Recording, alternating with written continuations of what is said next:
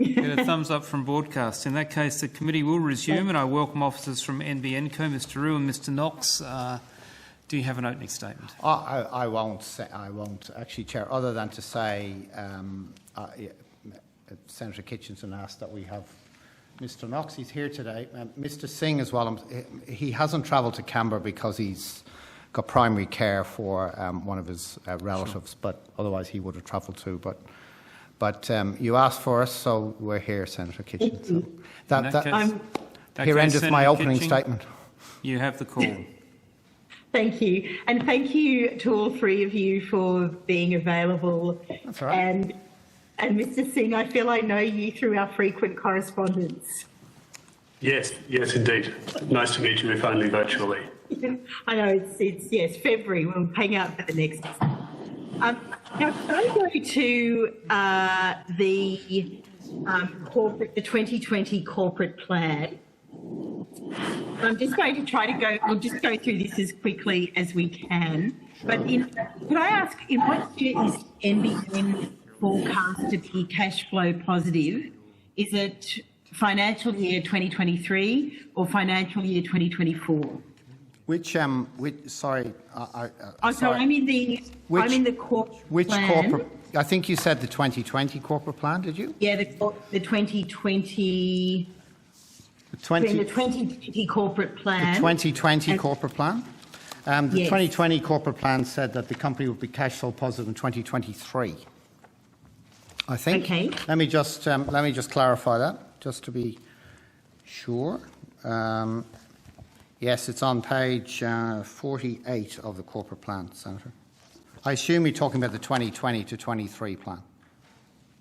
Yes, I am. Corporate plan 2023. Yep.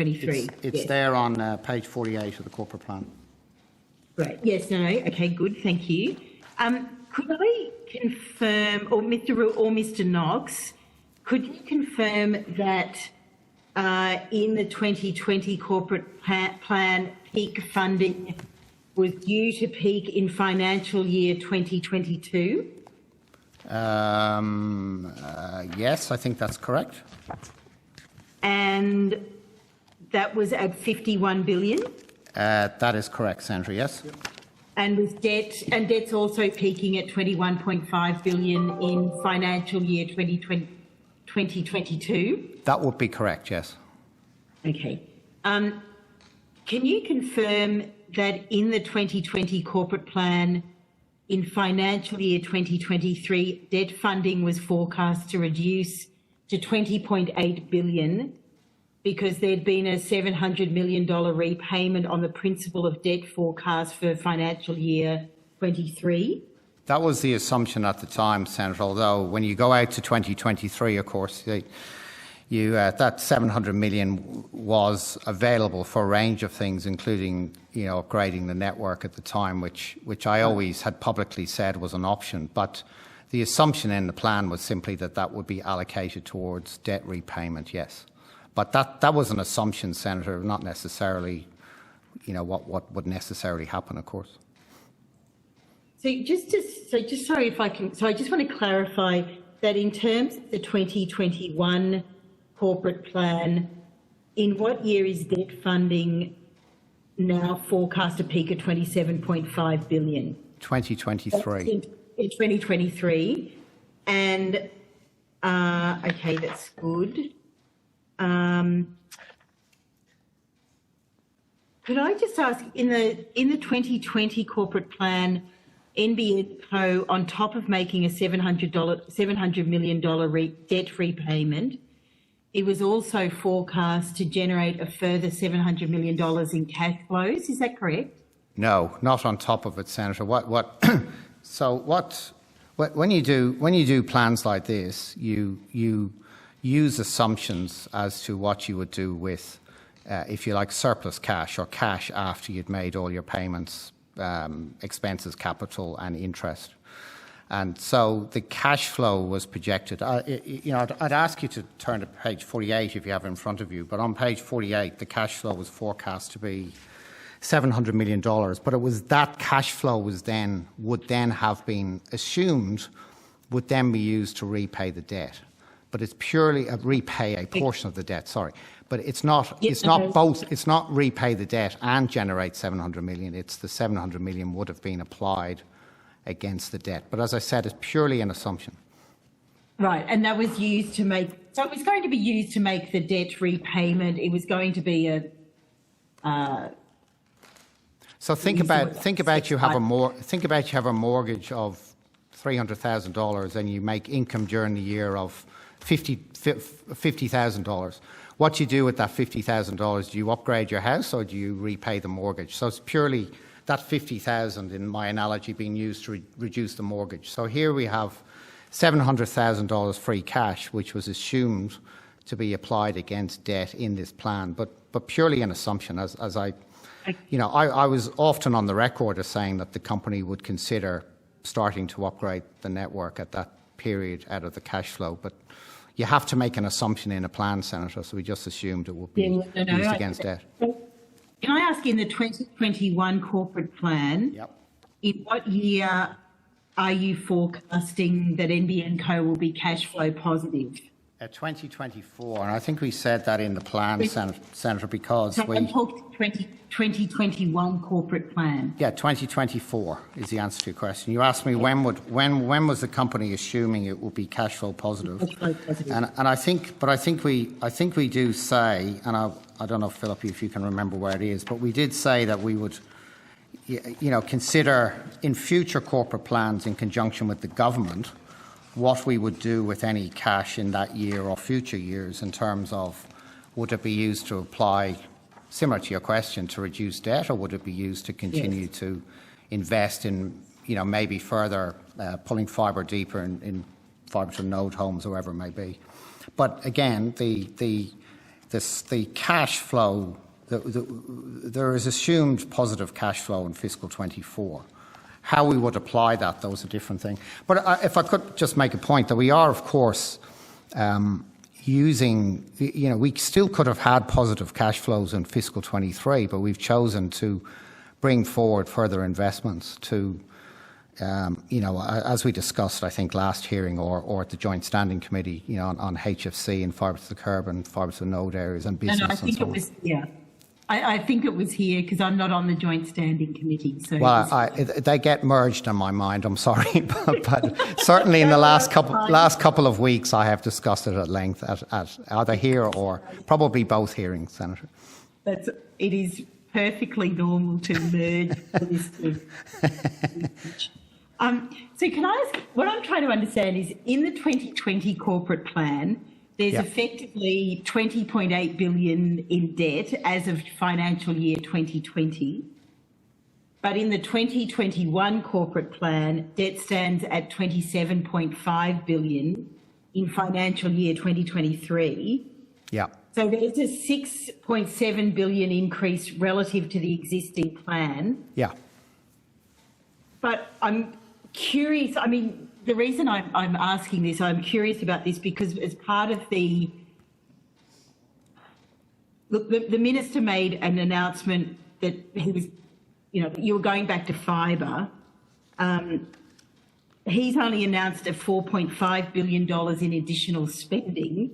So where's the other $2.2 billion? So if it's a range of things, Senator. There's often. It's hard to explain. In a long-term plan, there's often movements of things like working capital and other things. But the main answer to your question is the $1.5 billion investments that we also talk about, which is on, again, sorry, I'll try and find the page for you. It's on page, here we go, page 36 of the corporate plan, where we talk about a further $1.5 billion investments. So these are things like the investments we made to support the nation during the COVID period. So things like we effectively gave our retailers more capacity usage at no additional cost. We stood behind the retailers in terms of various packages they had for businesses or for for people who couldn't pay their bills, basically. There's further investments in IT. We've brought forward some work on IT work. as well, that again we would have done in future years, but we've brought that forward. And really there are two main reasons for that IT spend. One is to provide a more seamless experience for customers when they work through their retailers. So the retailers and our systems can be more interrelated, such that, for example, Senator, when you ask a question of a retailer, they're able to get electronically information from NBN to assist the customer, that sort of thing. And also simplification of our IT systems to long-term digitise our own business and reduce long-term costs. There's further investment as well on page 37 on regional Australia, whereby we are looking at a range of things from further work on fixed wireless, things like 5G, or resilience on the satellite network. We're investing in more people in regional rural Australia to support the community in a range of things. Mr. Rue, could I ask maybe Mr. Knox if he could break down line by line? So essentially, my understanding was that COVID or coronavirus had cost about 80 million, not 2.2 billion. No, I didn't say it cost 2.2, Senator. What I'd like Mr. Knox to do is break it down line by line, so how you spent that money. No, Senator, it's on page 36 and 37 of the corporate plan. There's a detailed analysis of the IT work, of the COVID support, of the focus on regional that we say, and also what I didn't get on to answer, which is the additional premises that became apparent during this year to build, plus the fact that there has been even greater demand than we thought in the new developments market, and therefore we're investing in new developments, which is good it's good spend for long-term revenue growth. So the answer to your question, it's a range of timing of spend, which is a small proportion. It's the 1.5 billion investments on page 36 and 37 of the corporate plan, and it's the $4.5 billion investments, which is on pages 40 onwards in the corporate plan. It's all there, Senator. If you want to read the document, it's all in the document.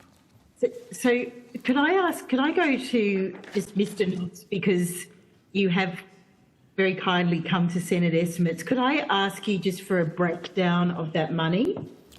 We can give you some of the breakdown, Senator. Some of it. Mr. Brew, I'm just asking Mr. Knox. Senator, what's your question? I might be able to help. What is the question you're asking? My question is, could I get a breakdown? So you've mentioned enough. I just want a line-by-line breakdown of what the 2.2 billion was spent on. Yes. So Senator, it's on. No, but I'm asking Mr. Knox as the CFO. It's on page 36 and 37 of the corporate plan, Senator. I refer you to there. So I want you to add that up for me and get it's on those pages in the corporate plan. It adds to 1.5 billion. It adds the the rest. The 4.5 billion that is 6 billion, and then any other payments that you're talking about is purely timing between years. So let me explain. There is a significant spend in any organisation, and the timing of spend. Your company can choose when it chooses to incur spend if it has capacity to do so, and there's also timing of working capital, which is, in other words, there's a difference between when you incur an expenditure and when you actually pay it. So I'm going to presume, and Mr. Knox you might let Mr. Knox answer this question. Mr. Knox, are you using an accruals method? Yes, we are. Absolutely. Thank you. Can you please give me a breakdown of the 2.2 billion? It's as I've said, Senator. It's the 1.5 billion on the pages of the corporate plan, plus a series of timing of expenditure, as between fiscals 22, 3, fiscal 24, and so on. It's all laid out in the plan. So I'm looking at. So what I'm after is a line-by-line breakdown. I'm on page. Hang on, let me just make sure I'm on the right. I'm on 36 now. Yeah. And that's a few paragraphs. So what I want to know is what's the actual. I want a line-by-line breakdown. Well, we won't have it here, Senator. Let us take that on notice in a Well, sense that's of... why Mr Knox is here, Mr Rue. That is Yes, why but Mr Knox is here. he and won't why have all I the asked him to come. He won't have all the And I'm information looking here at on that, that. and if you are seriously telling me that you've got the 1.5 and you're telling me that that is a Well, proper breakdown, you're that wanting- is 3 paragraphs of information in writing. What I want to know what, like, retailers, IT spend, regional, I think was another thing you said. Yeah, So I so want to know exactly what was spent on those items. Okay. Sorry, when you say line by line, you know... That's what I mean. Okay, so the IT spend is around about 200 million. The COVID support is just over 200 million. The regional's about 400. I thought it was 80 million. No, Senator. No, Senator. Million. The 80 that there's a whole pile of portions of the 80 that you're talking about is the what we call CVC revenue foregone, but we also did a range of other things. For example, we provide relief packages, as I was trying to tell you, for retailers, which was supporting the community. There's a range of things. So, for example, we provided I think it was a $50 million package for business, a $50 million package for to support individuals who couldn't. This is consumers who couldn't pay the bills. We also provided some packages for education. In other words, low-income families who needed to educate their children from home. So we provided through the retailers an opportunity for parents to order a service. But there's other expenditure as well. For example, we needed, because of the additional capacity, because of the additional demand for data, we needed to put more capacity in the network. So all of that adds up to just over 200 million. And then in terms of the regional, that's around about 400 million, and the other, which is the additional premises, is about 600 million. So, and then on top of that... What do you mean, when you say additional premises, what do you mean by additional premises? So, again, as laid out in the corporate plan, there's about 300,000 premises which were not identified in the previous corporate plan. So what they are is, as we came, I wish you'd asked this at the last hearing because Ms Dyer was here, could give you chapter and verse, but as we went through... I'm going to ask you, don't worry, because I'm going to ask you to take this on notice. No, you can do that. These figures that you're giving me, so I'm up to 500, I'm up to 900, you should be up to 1.5. 1.5, I'm up to 1.5. Yeah, and as I said, so you asked me about... 100. You asked me about the 300,000 premises. So there's a range of factors in that. As we got to the end of the build, we found that there were more premises to build to than the data showed. And if believe it or not, there actually wasn't a database of all the premises in Australia. And we relied on historic databases which we imported. So for example, there may be a unit block which we thought had 4 units in it, but was actually 6. For example, this is a bad example, but a street where we thought there were 9 premises, there were 10. So there were additional premises that came to light at the end of the program. In addition to that, your data, Mr. Rue, where did you get your data maps from, or your the import maps? From Telstra. Right. It was all part of the historic agreement dating back to 2011. And then on top of that, we found that there were additional new developments that we were building because of the demand in the new development market. So a range of those factors over a length of the plan was around about an additional 300,000 premises, which were not identified in previous corporate plans that we built out to during 20 and during 2021. So you're going to take on notice and you're going to give me the rest. So I'm up to 1.5, but can you put that in a nice tabulated document for me? And then could you please give me the other 700? Well, Senator, the other 700 is purely a timing of spend. So that's what I'm saying. Well, maybe Mr. Knox can comment on that. It seems a shame for Mr. Knox to come to Canberra and not answer any questions. But Senator, that's why he hasn't been here before, because I can answer these questions. And so he can stay behind and do other work. But am I right in saying it's timing of spend, Phil? Yeah, absolutely it is. Yeah. Okay, so what's the timing on this? So when you say that, that's $700 million. So it's a range of things. It can be when you actually spend the money, or it can be because you choose to do so. So Senator, if let's say you're upgrading a HFC capacity or a fixed wireless tower, you can choose to do that in 1 year or another year. So, in other words, so there may be a difference in timing between a few months that you do things. So when you're talking about a plan like this, which so sorry, can I just, Mr. Rue, just on, let's say I am upgrading a fixed wireless tower. Yeah. Have you got a working at heights certificate? Well, yes, I could go. We can put you through the safety program, Senator, if you want to do that. I might. Well, Mr. Rue, I might come and have one day I might be allowed to come and have a sort of, you can show me all of your, all of the programs you do and everything else that NBN is doing. And I was always grateful that you put the technical hub down in South Bank, down in Docklands rather, because it was a lot of jobs. And I remember the front page of the Herald Sun back in, I think would have been 2009 or 2010. Senator and I Kitching, remember it was about 5 minutes remaining. I'd suggest you get on with your question. No, so what I am going to ask is, that's okay. let's say the fixed wireless tower, and I'm upgrading that, and then I do it in, let's say I do it in 2020, or I do it in a few months' time, 2021. You're telling me that will be. I'm really interested in the money that is spent. No, so you're saying $700 million I'm giving you all due to timing. No, I'm giving you a whole pile of examples. I know, and that's why I want Mr. Knox to answer these questions and to give some clarity around what the $700 million is being spent. Because it's impossible to answer that question, because it will be over a range of things. So, Senator, if you look at a corporate plan, you have in here, if you go to page, if I can find it, I'm sorry.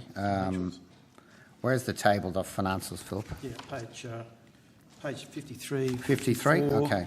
So if you go to page 50, if you go to page 54, is it?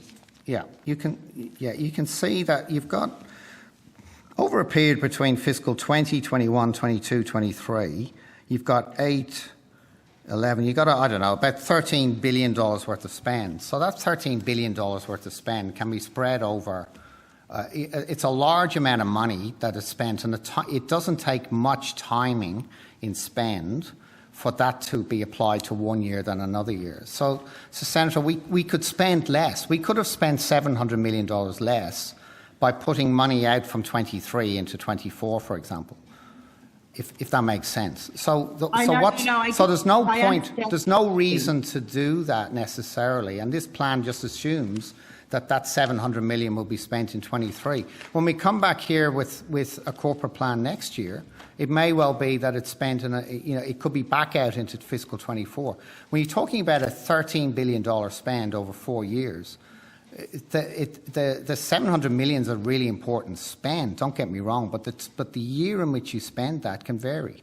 So all that is it's a whole pile of, between revenue, operating expenses, interest, working capital, capital expenditure. It's just the years in which that's applied. That's all that is. In terms of the 1.5, we can take that on notice, but I've actually answered the question here. Yeah. And the 4.5, I think we've been clear about. Okay, so I'm going to ask Mr. Singh some questions, because I don't want him to come to Senate estimates and not have any experience of it. So can I ask you? 4 minutes remaining, Senator Kitching. Thank you, Chair. And I will have to put some of these on notice, Mr. Singh. And okay, let me just ask you: do you head the FOI team? Yes, that's right. What's the internal process when an FOI request is entered? Where are they received and who receives them?